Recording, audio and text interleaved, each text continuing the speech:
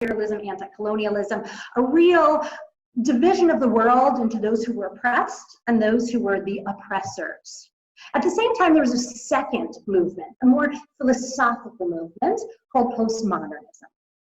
Postmodernism gained traction specifically among academics, but it dovetailed in with a lot of what was going on with these anti-imperialists, these liberation fighters. Postmodernism is generally defined by an attitude of skepticism and a rejection of grand narratives, specifically those of the Enlightenment, right? And we think about Enlightenment values, we're talking about reason, rationality, universal notions of morality, the existence of some sort of objective reality based in scientific discovery, the emphasis on facts and truth, and reason as the currency of debate and discussion. In other words, postmodernism, which was fighting against these things, essentially argued that all the values that were sacrosanct to the Enlightenment, that the Western world had embraced, reason, shared truths, commitments, moral absolutes, they were unfounded. They were constructed. There's no absolute knowledge or facts. And everything that we argued was factual was simply a very subjective perception of the truth. Writ large, that means there's no absolutes in anything, morality, value, and even things that we have been accepting in the Western world, for example, all men are created equal, simply the product of a specific group of people operating in a very specific historic context, and that in fact, there's nothing absolute about that. Everything should be open for deconstruction. If it's all just constructed, it's all subjective, then we should deconstruct it all, and we should grant moral equivalency, there's moral relativism, justice, to be able to be defined in all sorts of different ways. In other words, the people who up until that point were defining truths and values were those who were in positions of power to do so. And because power does not equal justice, in fact, in many instances, power equals injustice, the truths that they had been constructing, the morality that they were trying to impose on the world actually was unfounded and has to be taken apart, and there has to be a competition, a way to fight back against these truths. So you find yourself, or they found themselves in the 1970s in particular, a dovetailing of these two ideas, a condemnation of American and Western values, and a justification to deconstruct them, because in reality, what postmodernism is arguing is that there is no absolute truth. So if they objectively, or subjectively actually, looked around the world and they saw that those countries that were trying to argue that they were moral and they were just were actually mired in Vietnam, mired in other parts of the world, supporting, bolstering unjust and corrupt regimes, well then in fact all of Western Enlightenment values and morality should be under question.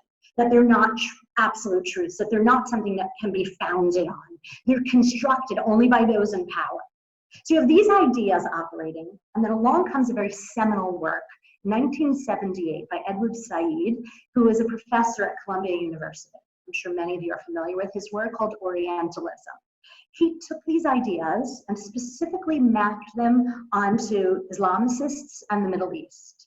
He said that, in fact, Western imperialists, Western colonialists, he wasn't just talking about what was happening in the 1970s, he followed this historically, the colonialists, the Brits, the French, the Americans as well, had taken over the Middle East in particular, and that the Western world was creating its own sense of self, was creating its own sense of elevation and value in opposition to a native population in the Middle East that they were fetishizing, and they were dominating, and they were dismissing. So the West was asserting its dominance, its superiority in opposition to the Middle East and to the Islamic culture.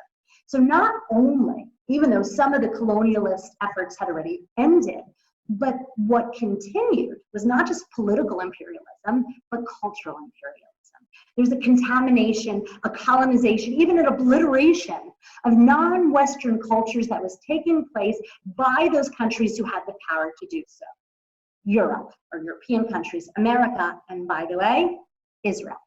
So now you have somebody who writes this and automatically lumps Israel in to this model of a colonialist power, an imperialist power, a dominant power that is responsible for all the negatives that are associated with the Middle East. There's a corrupt government, there are violations of human rights. Well, what can you expect? The West imposed their values, they dominated these countries, they turned them into these places, they elevated these unjust rulers. The native people, who have their own sense of justice that is equally valid and valuable to the morals and ethics of the West, they've been dominated and they've been subjected to Western imperialism, so what can you expect? And the model is of the oppressed and the oppressor, with the Western colonial powers and Israel on one side, and the native people, if you will, of the Middle East on the other side. So you see this unholy alliance blessed by an academic, who, by the way, if you read his work, it is not a good academic work, but that's irrelevant because it was of the moment and it was embraced and all. It explained away and gave a framework and a foundation for these ideas that were permeating throughout the West, in particular in America, but across all of Europe as well, where there's a sense of guilt and of self-loathing, and it gave them a framework for understanding the world, that there were corrupt regimes that had been bolstered by the West against the heroes, the Islamic fundamentalist liberators, for example, who were more justified in their choices. And yes, they were violent, but what could one expect because they were being dominated by the West? Right? Orientalism, by the way, is still taught as a foundational text across many Middle Eastern studies courses, and its basic premise is accepted there. So while the violence and the radicalism and some of the Marxism, the explicit Marxist ideas calmed down in the 80s and the 90s, there were still remnants, there were still hints of it in the language that was spread on academic campuses: multiculturalism, moral relativism, and the postmodern ideas of how everything's constructed, there's no absolute truth.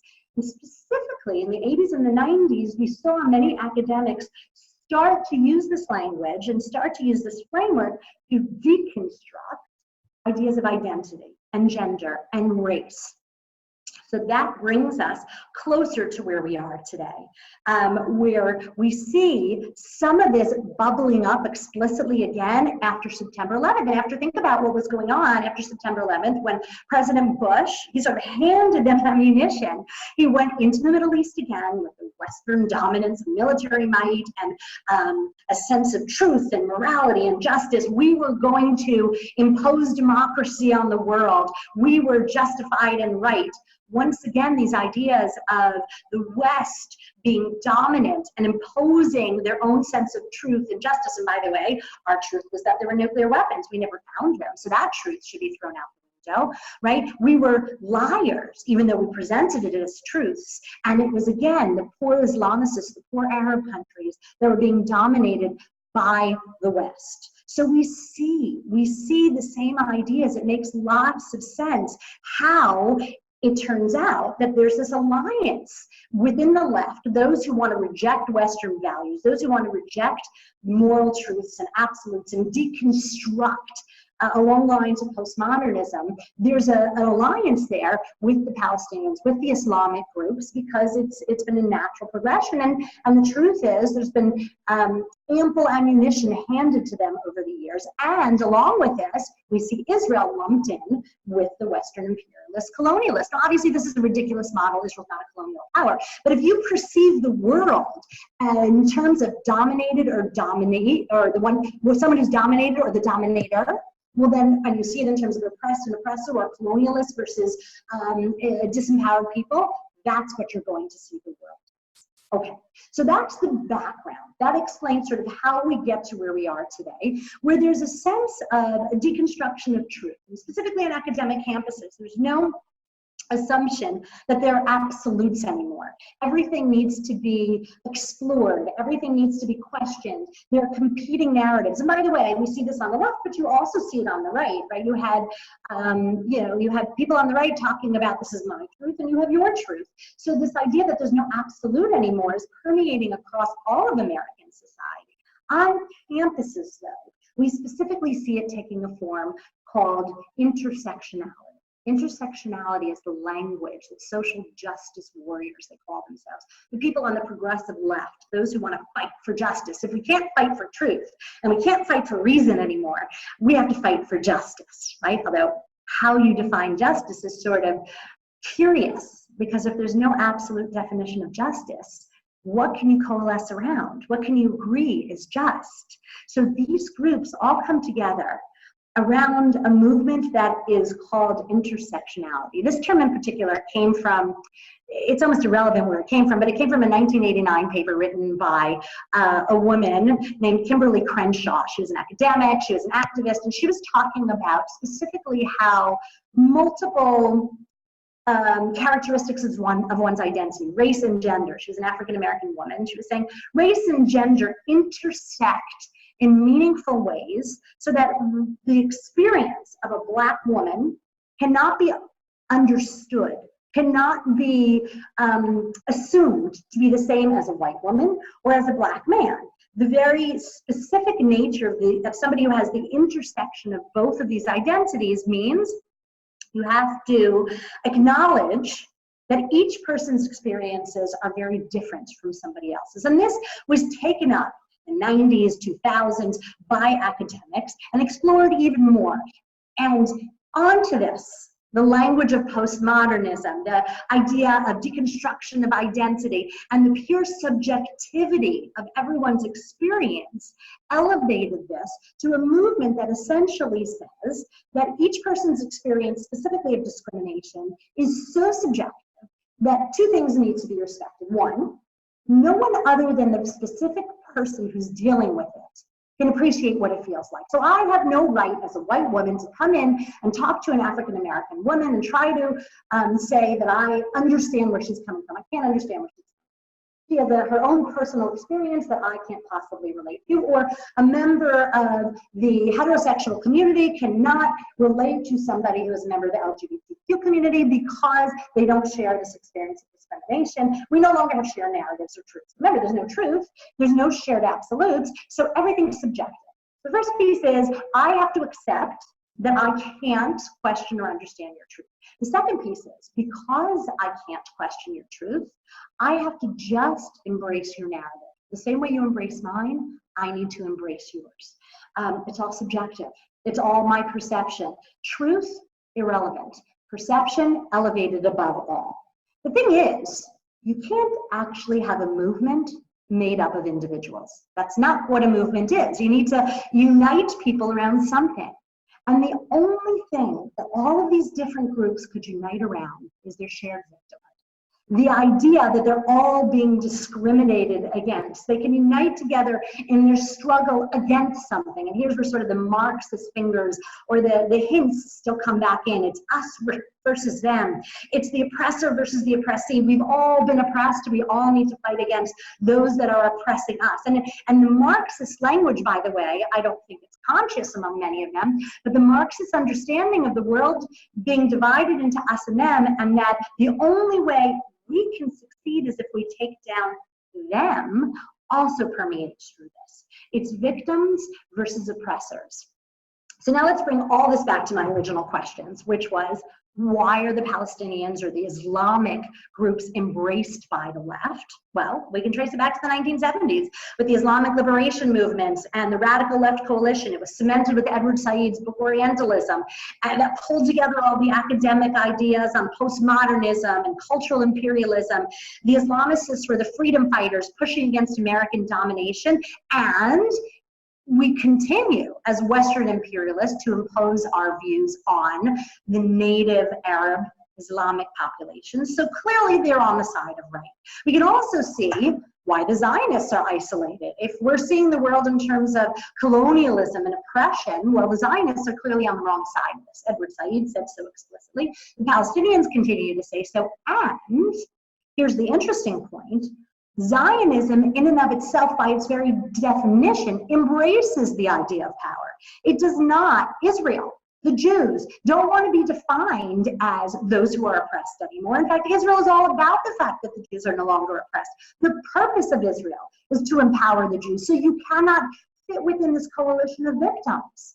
So there's no natural space for the pro-Israel activists. There's no natural space for the Jews on campus who espouse Zionist ideas, and they're being pushed out because of the lingering and newly coalesced ideas around the value of Islamicism, the anti-Western imperialism, the subjectivity of everyone's perception, which allows for, by the way, the complete and utter destruction, if I may sound a little overwrought, of what academia was all about. The Zionist activists, the Jews on campus who want to push forward some of the pro-Israel activism, are simply the canaries in the coal mine, screaming about the fact that they're not allowed into this coalition of the social justice warriors, who are defended, by the way, by many of the professors.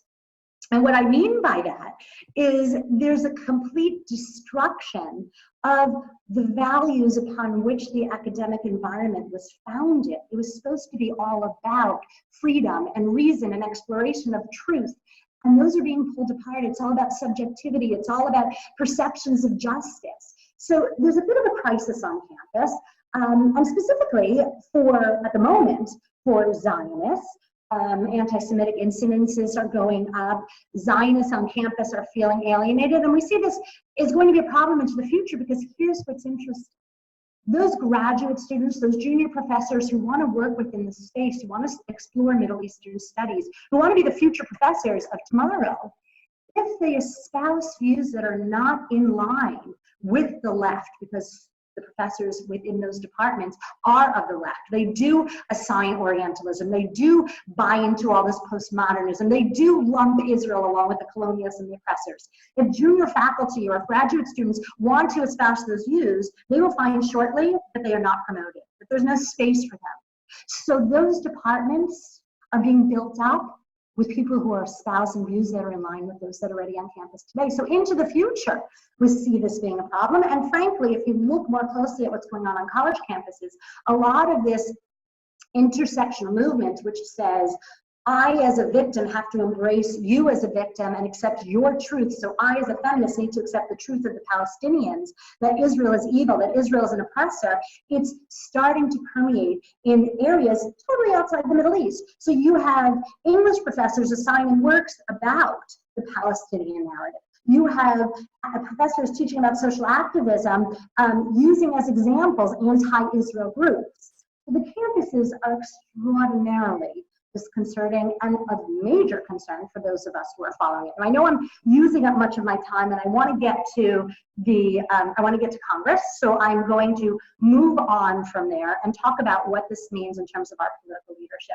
I don't want to minimize this, although I will say that my greatest fears lie with the next generation that's being educated and inculcated with these values and these ideas on campuses. I think at the moment, in Congress, we don't have quite the same crisis. Now, we don't know what it's going to look like in the future, but if we look at what this movement, specifically on the left, because that's really where it's happening. And by the way, I'm not trying to minimize some of the concerns about the candidates on the right who espouse anti-Semitic views. There's plenty to worry about on both sides, but I'm talking about the intersection movement, about this identity politics, the postmodernism, the acceptance of these oppressed-oppressee narratives that are permeating throughout the left specifically, and within the Democratic Party. At the moment, it's unclear which way it's going to go. If you look at 538, I don't know if any of you are policy or political wonks, you read some of their stuff. 538 divides the Democratic Party supporters into 5 groups. I'm going to do this very briefly. They talk about the party loyalists, which make up about 30%, Hispanics, which make up about 15%. These are the voters of the Democratic Party. African Americans, who make up about 20%, millennials, who are about 30%, and 25% are the left-leaning. Now, obviously, they cross over, because that adds up to more than 100%, and there's a lot of crossover in certain spaces, like millennials and hard left. Right?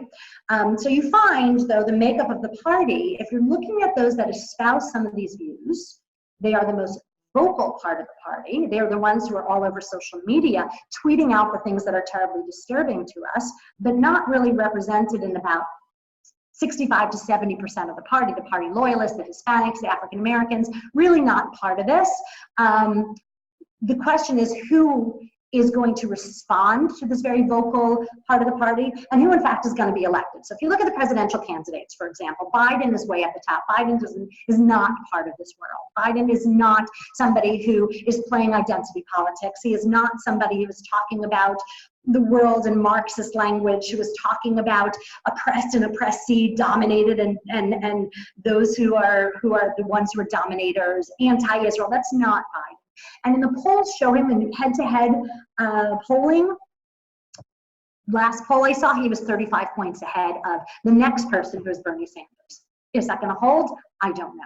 If you look at the actual candidates, there are very few of them who actually are espousing some of these perspectives. Obviously, Bernie Sanders is. Elizabeth Warren has a little bit of that us-them thing going on, also Bard. But of the main ones, you don't hear the same kind of rhetoric. Is it not supportive of Israel? Is it questioning? Is it skeptical? Could it be problematic? Yes, but it's not at that radical left space. The bigger concern is the next generation.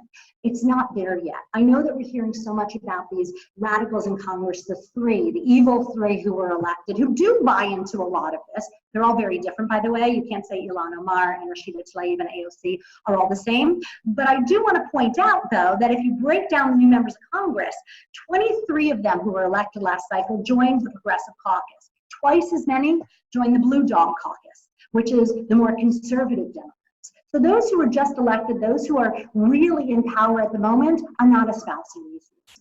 Will they feel compelled to respond to those who are most vocal, the social media activists who are of the left, who are of the millennials? I don't know.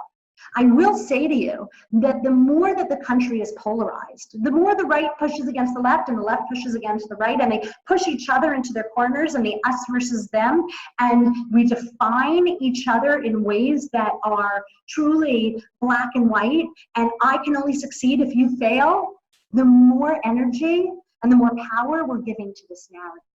And this narrative, by this narrative, I mean the intersectionality, I mean the dividing the world into those who oppress and those who are oppressed. I mean the language that says that power is evil and we need to take down those systems of oppression, including the countries that are powerful, i.e. Israel. The more we give energy to that, whether from the right or the left, the more we're going to see these problems. And that's of a concern for the future. Now, just to end on a little bit of an optimistic note, and then David, you can open it up for questions. I know we have about 5 minutes left.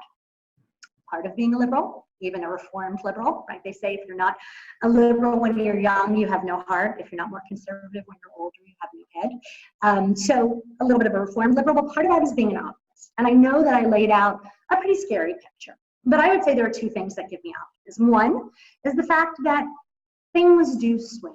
The 1970s were much worse than what's going on today. We swung back to the 80s, which were decent in many ways, and I'm hopeful on that level. And the second piece, and I can say it to this crowd because this is the religious Zionists of America, is I think Israel's actually a model for the world of how to reconcile these particularist identities with a more universal commitment to democracy. I work at a place where we spend a lot of time, Shalem, we spend a lot of time with our students who are the future leaders of Israel. We're explicit about that, talking to them about how one can be both a proud Jew and a universalist, how one doesn't have to define oneself in opposition to another, how there's space within a Jewish state for minority rights, and an elevation of universal values. So I see that there's a possibility there, that we can model this for everybody. It's a little far-fetched at the moment, but I remain optimistic, even though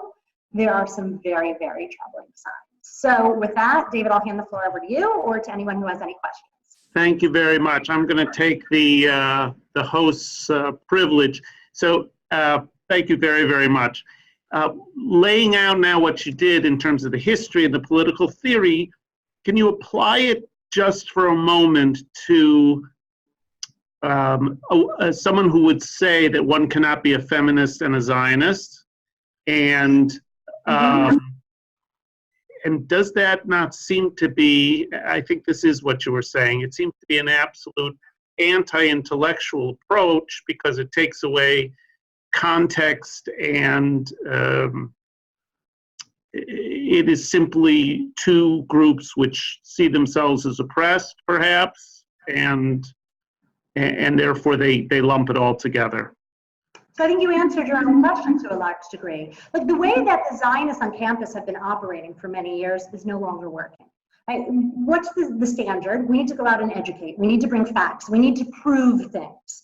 The problem is that the very premise that truth and facts and reality are the currency is no longer true. It's all about perception. It's all about oppression. It's all about this coalition of the victims. And the Zionists don't fit within that space. So yes, of course, it's illogical, it's irrational, it's unreasonable that the Zionists are alienating